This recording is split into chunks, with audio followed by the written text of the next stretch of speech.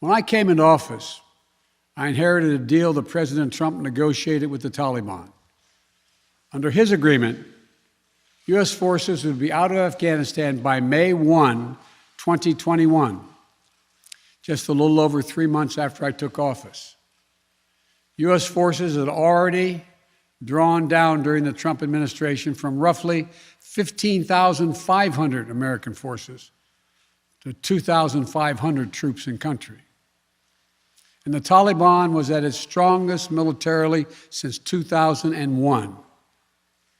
The choice I had to make as your president was either to follow through on that agreement or be prepared to go back to fighting the Taliban in the middle of the spring fighting season. Did they have to do this because Trump promised it? No, and I would use as evidence the fact that Biden did extend the deadline. In other words, Trump had agreed with the Taliban to a May 1 deadline. Mm-hmm. And the first thing Biden did was say, no, we can't do it by May 1, but we can do it by 9/11. So that, to me, right away, he could have changed it. Undermines his argument that he had no flexibility. Yeah, and he didn't have to do it this way, right? He didn't have to do it like, wake up one morning and that Air Force base is completely abandoned. Right. And, right. I think it's not an understatement to say that we face an existential crisis. I know that term gets thrown around a lot. And it is a philosophical one at the root. I think it also gets to sort of the organization of our government and the disconnect. We average Americans, we voters, feel like we have all this information and we can plug in all these different ways to what's actually happening in the world. But there's a great disconnect between how our government is functioning and how it looks like it's functioning.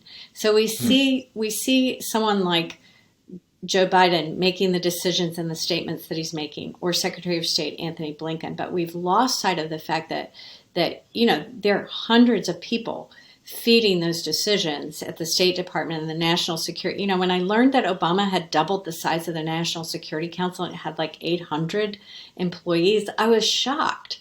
But so we have to understand that where these policy decisions are coming from and policy statements are coming from a bureaucracy that is bloated, that has a lot of competing philosophical and security interests within it. And then you add how our politicians have become more tied to paid lobbyists, more interested in sort of the paid interests rather than national and average American interests, that voters are just way outside this whole equation.